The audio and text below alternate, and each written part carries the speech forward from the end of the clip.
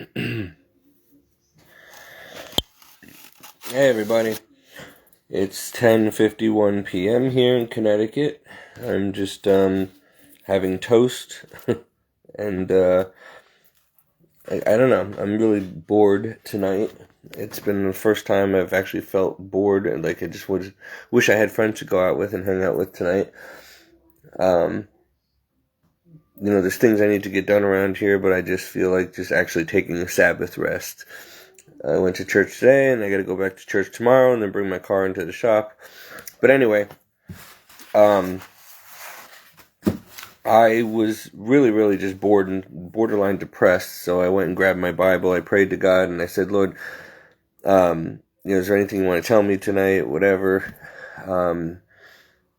And I ended up reading like Isaiah 66:11 and this and that, and then all of a sudden I turned and I looked at something else in this book. I have the Didache or Didache Bible with commentaries based on the Catechism of the Catholic Church by Ignatius Bible Edition. My priest gave me this one, and so I came across 2 pages in here that I felt inspired to read. So, I'm going to share that with you guys. Sorry, I know it's tacky, but I'm hungry. I got butter bread toast with butter on it. Anyway, I could use a glass of warm tea right now. So, nobody's watching this. They're all probably out enjoying their Saturday. But for the rest of us who have no life, 2 things I wanted to read. The first,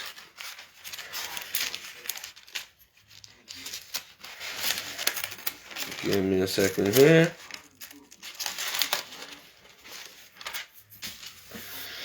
This is the first thing that jumped out at me.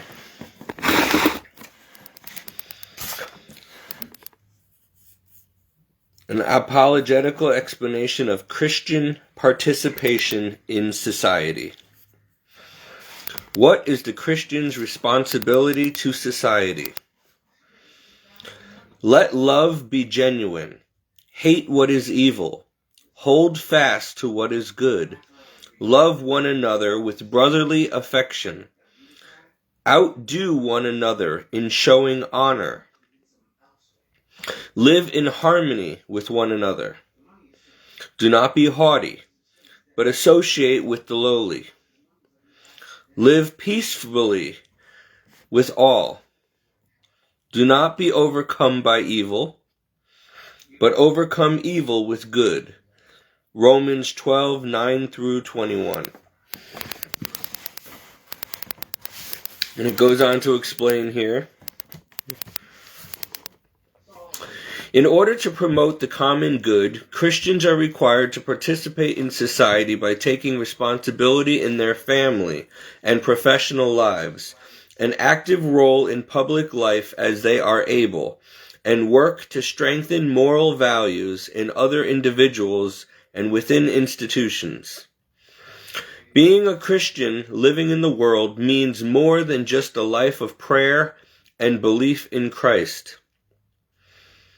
The moral law and the example of Christ compel us to take an active role in society in whatever way we are able in order to promote the common good.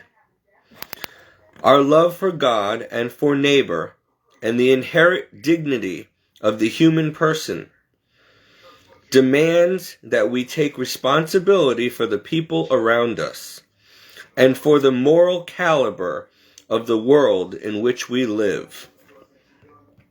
Catechism of the Catholic Church, page 1912 to 1913, and then page 2239. It continues. This obligation presents itself first of all in how we carry out our immediate responsibilities. Our personal behaviors, our conscientious professional work, and our care for the education and well-being of our families, we fulfill the first level of the social responsibility. Because the family is the basic unit of society, strong and healthy families contribute to a strong and healthy society. Catechism of the Catholic Church, page 1914, page 2207 to 2211.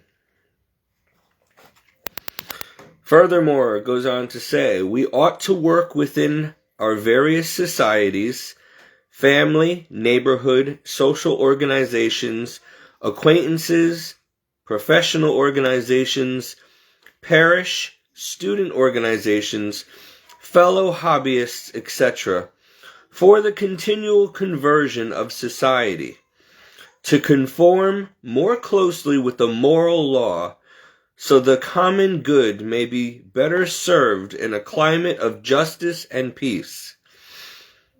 We should also be involved in civic life as we are able, exercising the right to vote responsibly, advocating for or against proposed legislation, or working with civic officers in an elective or volunteer role. By engaging the culture at all levels, from private conversations to organizing public action, we can help transform society so that all citizens may enjoy the personal freedoms and opportunities for fulfillment that are their right in keeping with their dignity as human persons. Catechism of the Catholic Church, page 1915 through 1917. The Catechism addresses this question in paragraphs 1913 and 2255. The Catechism is actually a very helpful book when trying to properly understand and apply the Bible to everyday life. You don't want to just have your own interpretations, but let the magisterium of the church help you with the proper interpretation. Okay, the next thing that if you're just tuning in now, I really feel like we need to talk about this. This is, it has to do with the war. I believe God brought this to me today in the Bible about this war that's going on in Russia, and it's probably going to turn into World War III. Okay. Is war ever justifiable? Blessed are the peacemakers, for they shall be called sons of God. Matthew 5:9. What causes wars, and what causes fightings among you? Is it not your passions that are at war in your members? You desire and do not have, so you kill. And you covet and cannot obtain, so you fight and wage war. You do not have because you do not ask. You ask and do not receive because you ask wrongly, to spend it on your own passions. Unfaithful creatures. That's JAS 4:1-4. So it continues on here. Now that was the Bible passage, but this goes into an explanation. Now listen to this. War, although always devastating and deadly, can be justly waged under certain limited circumstances. Specific moral principles must be taken into consideration in order to discern whether it is just to wage war in a given situation, as well as how the fighting itself may be conducted. The fifth commandment, you shall not kill, Exodus 20:13, Deuteronomy 5:17, is unequivocal, and yet we can readily conceive of situations where legitimate defense of ourselves or of our loved ones might require lethal action. The Church has always recognized the right to self-defense. Many people don't understand that. Questions about the morality of war are largely governed by the same principles that underlie the right to defend ourselves. Catechism of the Catholic Church, 2306 to 2308. I bet you didn't expect that to be in there. These principles establish several conditions under which defensive military force might be considered morally permissible. All of these conditions must be fulfilled in order for the action to meet moral standards. The aggressor must be causing lasting, grave, and certain damage. All peaceful solutions must already have been exhausted. The action must have a good chance of succeeding in its objectives. The damage and evil caused by the military response must not be greater than that which is caused by the aggressor, and widespread destruction and the killing of civilians must be avoided. Can somebody call Putin and let him know he's doing this wrong? CF CCC 2309 and 2314. In addition, war can only be waged by the legitimate leaders of a nation or community of nations. These public authorities may require their citizens to assist in some way with national defense, even while respecting the consciences of those who oppose war and refuse to participate. Combatants have the right and duty to refuse orders that contradict the moral law. Somebody tell our military that. Even if these orders come from their commanders. In wartime, prisoners, civilians, and the wounded must be treated with human dignity. CFCCC 2310 through 2314. Apparently they missed that. Peace is not simply the absence of armed aggression. And so, the buildup of arms and the mistrust it engenders puts nations at greater risk of war. Nations should attempt to work out differences and reduce the accumulation of arms to make the world a safer place for everyone. CFCCC, that's Catechism of the Catholic Church, number 2316 through 2317. I really wish that, people would actually apply these things. Now, I'm actually surprised because I'm reading this for the first time and the Lord brought my attention to this apparently. They're not obeying this. There is a time for war and a time for peace. And again, I'm going to go over here. Self-defense, lethal self-defense is biblical. It depends on, again, the situation. So, some people say, no, thou shalt not kill, it doesn't matter, you got to turn the other cheek. When you have to defend, it says right here, the church has always recognized the right to self-defense. Questions about the morality of war are largely governed by the same principles that underlie the right to self-defense, or to defend ourselves. Catechism of the Catholic Church, 2306 to 2308. But this war is an unjust war. It's not, there's no need for it. It is evil, it is biblical, it is happening because we are in the end times. But just so that you know, the Bible does talk about war, obviously. There's a lot of wars in the Bible. And the right to self-defense. But you had better be certain that before you use lethal force, that, there was no other option. This is another thing now. Since we're in Lent, I just turned to this. I wasn't even planning on reading any further, but here we go. Fasting and abstinence. I wrestle with this because I never seem to know how much or when or, why, So here it is. Fasting and abstinence, since it's Lent. Why do we fast and abstain from meat? When you fast, anoint your head and wash your face, that your fasting may not be seen by men, but by your Father who is in secret. And your Father who sees in secret will reward you, Matthew 6:17 through 18. When they had appointed elders for them in every church, with prayer and fasting they committed them to the Lord in whom they believed. Acts 14:23. Fasting and abstinence from meat are traditional Christian penitential practices. Like, for example, in the Catholic Church, we fast from meat on Fridays during Lent. Some people fast on Wednesdays and Fridays. We're really supposed to just fast on like Ash Wednesday, Good Friday.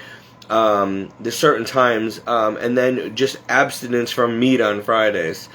It's the general rule of thumb, but you can never outdo God, so you can always do more for Him if you want. Fasting and abstinence from meat are traditional Catholic Christian penitential practices. Such acts of mortification help bring about interior conversion, especially during Lent as we prepare for celebrating the resurrection of Christ at Easter. And by the way, tomorrow's Palm Sunday. You should really get there if you can, because it's a special day in the church where we go. This is Holy Week, and it's a very important time, and it's a longer Mass than usual. We go through the whole Passion of Christ, and the church and the priest, we read back and forth. Like, we're like, crucify him, and then somebody reads Jesus' role, and it's really cool. So, definitely go tomorrow. 11 a.m. St. Augustine would be great. There's 9 at St. Monica's. And then there's a very busy week. There's all kinds of stuff if you look at the church bulletin. However, Thursday, Holy Thursday, and then Friday, Good Friday, and then Saturday, the vigil. We do the opening of the tomb and everything. That's really awesome. And, then there's Easter Sunday. So don't miss these things. Okay, moving right along. The season of Lent is a time in which the faithful prepare to celebrate the paschal mystery, the passion, death, resurrection, and ascension of Christ. Lent is a particular time for penitential practices, and both fasting, abstaining from all foods for periods of time, and abstinence, abstaining from meat, have long been among the forms of voluntary self-denial Christians have practiced for this purpose. While Catholics are called to penitential practices throughout the year, and especially during the season of Lent, the Church designates Ash Wednesday and Good Friday as days of fasting and abstinence, and all Fridays of Lent are days of abstinence from meat. All Fridays of the year are also penitential days. That's all Fridays of the year. Abstinence from meat or from some other food, as determined by the Episcopal Conference, is to be observed on all Fridays. Oops. Unless a solemnity should fall on a Friday. Oh boy. I'm going to be in purgatory a long time. In the United States, abstaining from meat on Fridays outside of Lent may be substituted by an act of charity or penance. The number 40 is symbolic of preparation. The tradition... Hi, Connie. Hi, Corinne. The traditional 40 days of Lent is reminiscent of the time that Christ spent in the wilderness praying and fasting. Before beginning his public ministry, the 40 days and nights Moses was on the mountain before receiving the law, and 40 days that the Israelites wandered in the desert before entering the promised land. 40 years, sorry, not 40 days, 40 years. And 40 days from the resurrection until the ascension that Christ spent preparing his apostles for their mission. Catholic Catechism 540. A lot of people don't realize that Jesus, after he was raised from the tomb, hung around for 40 days before going to heaven to be with the Father. The fasting and abstinence of Lent should remind us also of the parable of the prodigal son, who experienced hunger and pain before repenting of his sins and returning home to his father. In like manner, our mortifications and penitential practices remind us of our dependence upon God the Father and our utter need for conversion so as to return to his mercy. 1249 through 1251. So, that concludes... What is this? Oh. Are you still there, Corinne? Okay. I had a couple people watching. I don't know. Is anybody else still watching? I can't tell with this thing. It doesn't say there's people watching anymore, so... Hold on a minute here. Let's see. Okay. There you are. Corinne, do you sent me to be on camera request here. You want to come on or not?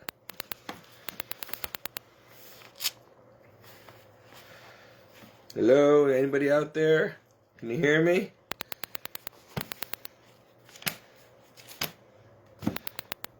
Okay, now 2 people are watching, but nobody's responding. Does anybody hear me? Is there like a delay? Type something, say something, come on camera.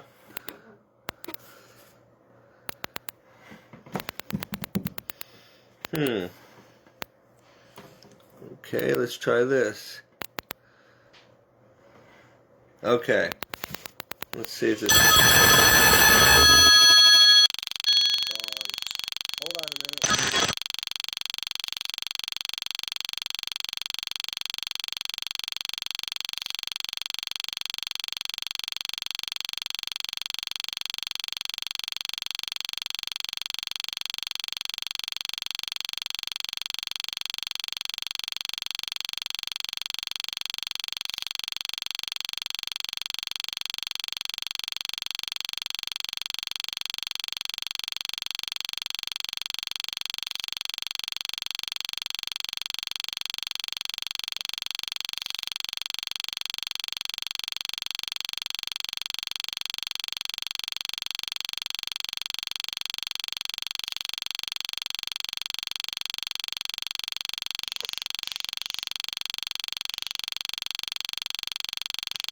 It says Annette is watching, Kareen is watching.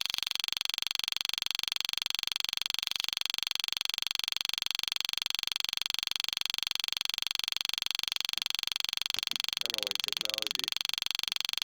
No answer from live video. Okay, let's see. Try this one.